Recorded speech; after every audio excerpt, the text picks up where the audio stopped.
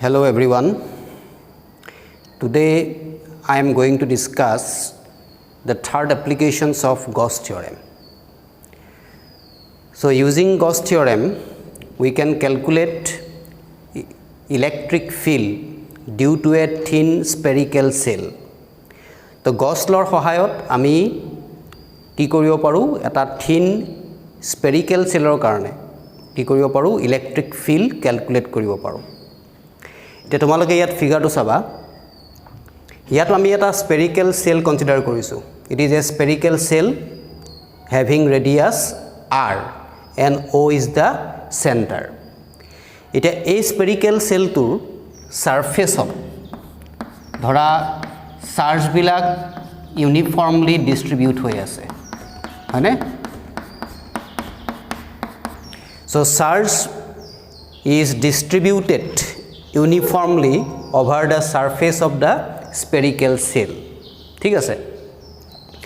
এতিয়া আমি ক্যালকুলেট কৰিব লাগে ধৰা P. This is a point P. This point P is at a distance of small r from the center of the spherical cell. A P point to center of the spherical cell or pra kiman distance ase r distance ase aru P point to spherical cell or bahirot ase. This point P lies outside the spherical cell and we are going to calculate electric field intensity at the point P. আমি P পইণ্টত intensity find কৰিব লাগে আৰু P পইণ্টটো ক'ত আছে spherical সেলৰ বাহিৰত আছে আৰু P পইণ্টটো সেন্টাৰ অফ দা স্পেৰিকেল সেলৰ পৰা r ডিসটেন্সত আছে। তো ফাৰ্স্ট কন্ডিশনটো হ'ল when point P lies outside the spherical cell. আমি এটা এজিউম কৰিছো যে P পইণ্টটো স্পেৰিকেল সেলৰ বাহিৰত আছে। ঠিক আছে এতিয়া আমি P পইণ্টত যদি ইন্টেন্সিটি ক্যালকুলেট কৰিবলৈ যাওঁ তো আমি ইয়াত এপ্লাই কৰিব লাগিব Gauss theorem হয় নাই? We are going to calculate intensity at the point P by using Gauss theorem and Gauss theorem is applicable for closed surface. গতিকে আমি এতিয়া P পইণ্টৰ চাৰিওফালে আমি এটা Gaussian surface কি কৰিব লাগিব ইমাজিন কৰিব লাগিব। So this is the Gaussian surface around the point P. ঠিক আছে this is your Gaussian surface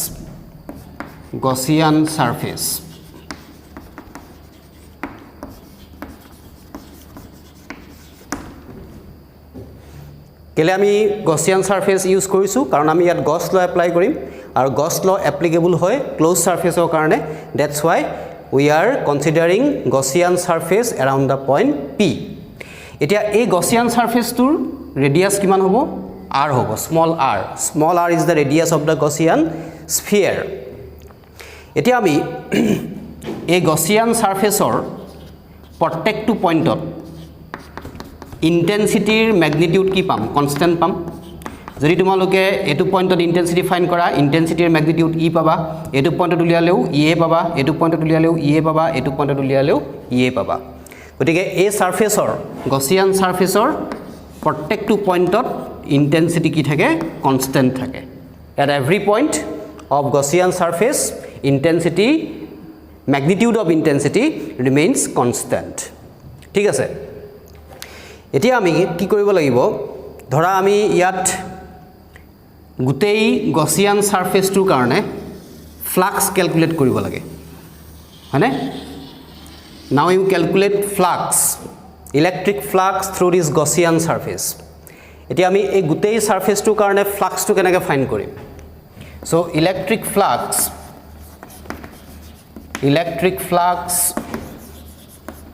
through Gaussian surface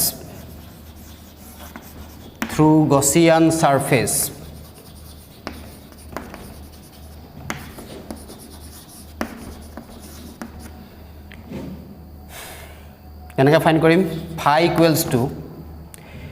ইয়াত চাবা যদি আমি ইয়াত ইলেক্ট্ৰিক ফ্লাক্স ক্যালকুলেট কৰিবলৈ যাওঁ তেতিয়ালে আমি ইয়াত কি কৰিব লাগিব এটা সৰু এলিমেন্ট কনসিডাৰ কৰিব লাগিব this is the element suppose small element মানে so around the point p you consider a small element this element has area suppose ds so for this element a element to karone for the point p direction of intensity will be radially outward eto ami pam intensity direction at the point p aru ami ds vector area vector direction kunphale pam same direction ot pam hana area vector is outward normal so e vector and ds vector are along the same direction tetia hola ami ei horu element tot electric flux kiman pam for a small element electric flux will be e vector dot ds vector হয় না কিন্তু আমি calculate কৰিব লাগে electric flux for the whole Gaussian surface তেতিয়া হলে আমি ইয়াক কি কৰিব লাগিব ইন্টিগ্ৰেট কৰিব লাগিব হয় না ইন্টিগ্ৰেট কৰিলে মই কি পাম গুটেই ক্লোজ সাৰফেসটোৰ কাৰণে বা গছিয়ান সাৰফেসটোৰ কাৰণে ফ্লাক্সটো পাই যাম তো ইয়াত তোমালোকে লিখিব পাৰিবা ইন্টিগ্ৰেশন eds angle between e vector and ds vector is 0 degree so eds cos of 0 degree so it will be e is constant so it is out of integration so it will be e integration ds হয় না তো integration ds কৰিলে আমি কি পাম surface area of the sphere হয় না বা surface area of the Gaussian sphere তেলে আমি কিমান পাম integration eds কৰিলে আমি পাম 4 pi r square since integration ds equals 4 pi r square surface area of the sphere so this is your electric flux through the Gaussian surface now if you apply Gauss theorem so using Gauss theorem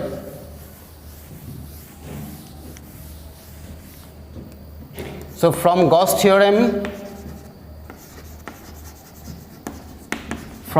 theorem electric flux as you know that electric flux phi equals to q by epsilon naught suppose q is the total charge on the spherical shell tetia hole a Gaussian surface to total charge kiman thakibo q thakibo gote q by ami epsilon naught likhibo paro tetia hole from equation number suppose 2 so from equation 1 and 2 you can see that left hand side of both the equations are equal so right hand side must be equal so we can write e into 4 pi r square must be equal to q by epsilon naught so here right hand side or logot here right hand side ki hobo equal hobo kintu our intention is to find out electric field at the point p ami p point ot electric field or direction find electric field to ami find koribo lage to yar pra jodi ami electric field to find koribole jao value of e will be ki hobo tu epala gusi jabo divide hoi jabo 1 by 4 pi epsilon naught q by r square so this is the required expression for intensity at the point p the p point ot ami electric field or magnitude to pam 1 by 4 pi epsilon naught q by r square aru to hobo radially outward jodi tumaloke yat find koribole joa tetiao ami ki pam intensity at this point will be value will be same 1 by 4 pi epsilon naught q by r square to direction ami pam radially outward ঠিক আছে গতিকে এই সাৰফেসৰ Gaussian সাৰফেসৰ প্ৰত্যেকটো পইণ্টত intensity magnitude hobo 1 by 4 pi epsilon naught q by r square ঠিক আছে second condition is when point p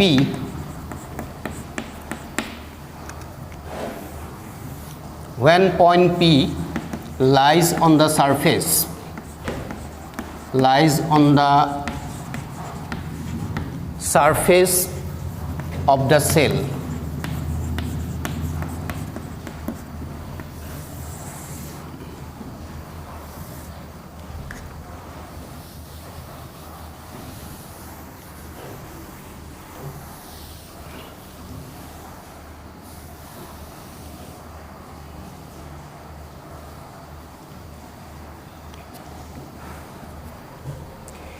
The second condition is that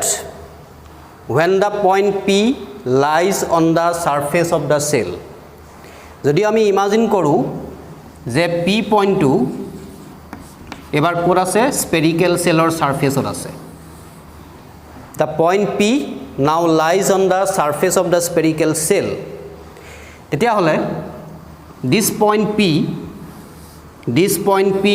is at a distance of suppose r from the center of the spherical cell তেতিয়া হলে ইয়াত small r ৰ লগত কি equal হৈ যাব radius of the spherical cell equal হৈ যাব small r becomes equal to capital R. Now we are going to calculate electric field at the point P. আমি P পইণ্টত এতিয়া ইন্টেন্সিটি কিমান পাম এটো আমি ক্যালকুলেট কৰিব লাগে সো আমি Gauss theorem apply কৰিম সো ইউজিং Gauss theorem তোমালোকে ইয়াত কি কৰিব লাগিব you imagine a Gaussian surface around the point P. আমি P পইণ্টৰ চাৰিওফালে কি কৰিলো এটা Gaussian surface imagine কৰিলো this is your Gaussian surface তে তোমালোকে ইয়াত দেখিছা যে Gaussian surface টো spherical cell টোৰ লগত কি কৰি আছে spherical cell ৰ surface টোৰ লগত coincide কৰি আছে গতিকে when point P lies on the surface of the cell it means small r capital R becomes equal to small r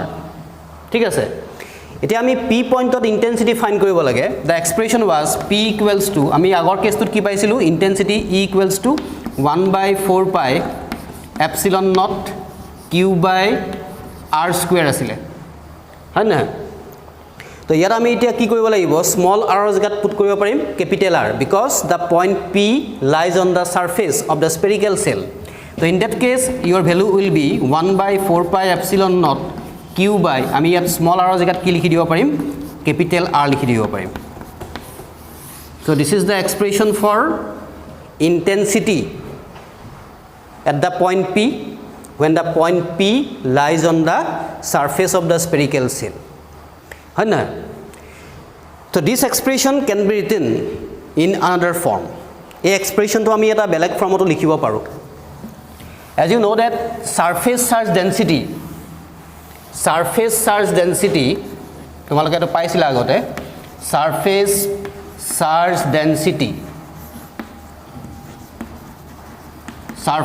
density is represented by sigma. So sigma equals to charge by area. এটা আমি ইয়াত দেখিছো যে total চাৰ্জটো আমি ইয়াত কিমান লৈছো Gaussian surface টো q লৈছো এটিকে আহি গল q তানে spherical cellত যিমান চাৰ্জ থাকিব Gaussian surface টো কি থাকিব same amount of charge থাকিব এটি আমি লিখিলো q হয় না চাৰ্জ বাই এৰিয়া এটা আমি এৰিয়াটো কিমান পাম ইয়াৰ স্ফিয়াৰ spherical surface টো 4 pi কি লিখিম r square 4 pi r square ঠিক আছে এটা যদি আমি ইয়াত পুট কৰি দিও this is your equation number suppose 1 so from equation 1 intensity will be E equals to 1/4 pi epsilon naught q by r square asile q মানে q জায়গাত আমি কি লিখিব পাৰিম ইয়াৰ পৰা value of q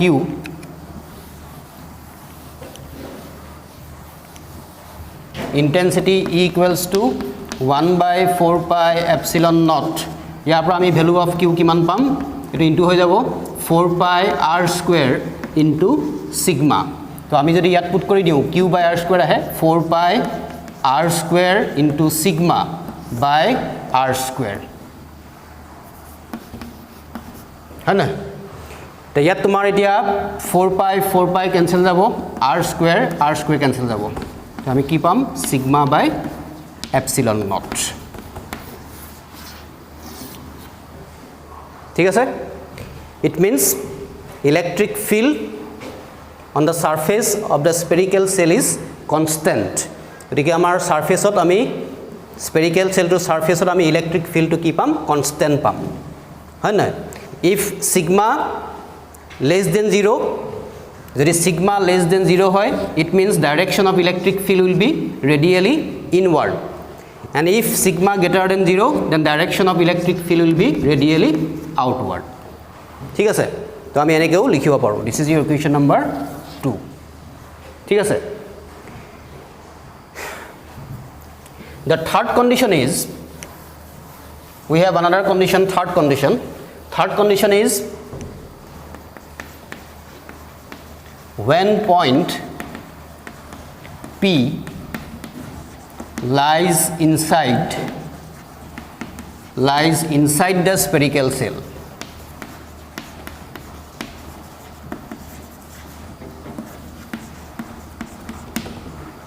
থাৰ্ড কণ্ডিশ্যনটো হ'ল যে যেতিয়া পইণ্টটো পি পইণ্টটো স্পেৰিকেল চেলৰ ভিতৰত থাকিব এতিয়া আমাৰ ফিগাৰটো হ'ব এনেকুৱা এতিয়া চাবা দেই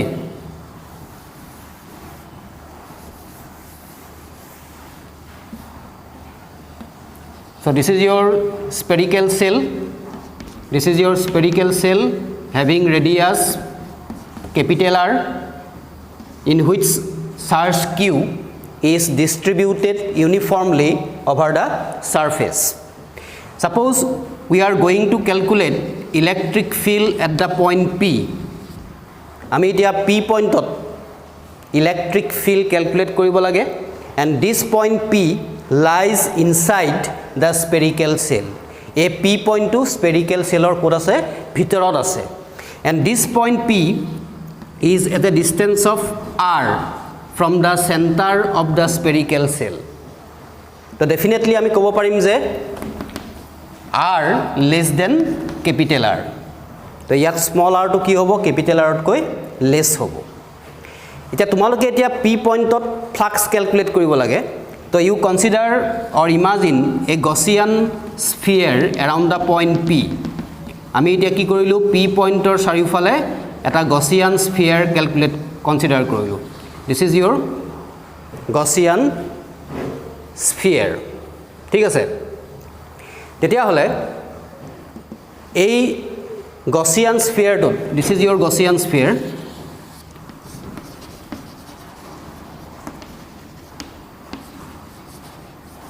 বা Gaussian surface এতিয়া আমি এই Gaussian surface টোত ফ্লাক্স কিমান পাম হয়নে electric flux through Gaussian surface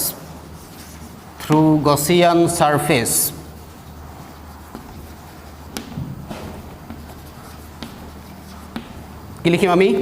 E into ds তো ds মানে আমি কি লিখিম ইয়াত 4 pi small r square E ds E into 4 pi r square মই ডাইৰেক্ট কৰিছো equals to according to Gauss law this electric flux must be equal to 1 by epsilon naught times of total charge. It means Q by epsilon naught. হয় না কিন্তু এই Gaussian surface টোৰ ভিতৰত এই Gaussian surface টোত charge আছে নাই This Gaussian surface encloses no charge. তো ইয়াত charge নাই charge ক'ত আছে on the surface of the spherical cell or surface or আছে তো ভিতৰত নাই that's why charge inside the Gaussian surface since no charge inside the cell তোৰ ভিতৰত কোনো charge নাই that is Q must be equal to 0 তো charge টো কি হৈ যাব ইয়াত 0 হৈ যাব কাৰণ এই spherical cell তোৰ ভিতৰত charge নাই আৰু spherical cellৰ ভিতৰত যদি চাৰ্জ নাই তেতিয়ালে Gaussian surface-টো কোনো চাৰ্জ নাই so Q must be equal to 0 so from this expression it is your equation number 1 suppose so from equation 1 আমি কি লিখিব পাৰিম from 1 you can write E into 4 pi r square must be equal to 0 কাৰণ ইয়াত Q to 0 হৈ আছে ইয়াত এতিয়া আমি ইয়াপা লিখিব পাৰিম that is intensity equals to 0 ঠিক আছে it means electric field inside a spherical cell is always 0 because inside the spherical cell there is no any charge কাৰণ cellৰ ভিতৰত কোনো charge নাথাকে charge resides on the surface of the spherical cell ঠিক আছে তো আমি ইয়াত এটা তিনটা কন্ডিশন পঢ়িলো তিনটা কন্ডিশন হ'ব পাৰে when the point P lies outside the spherical cell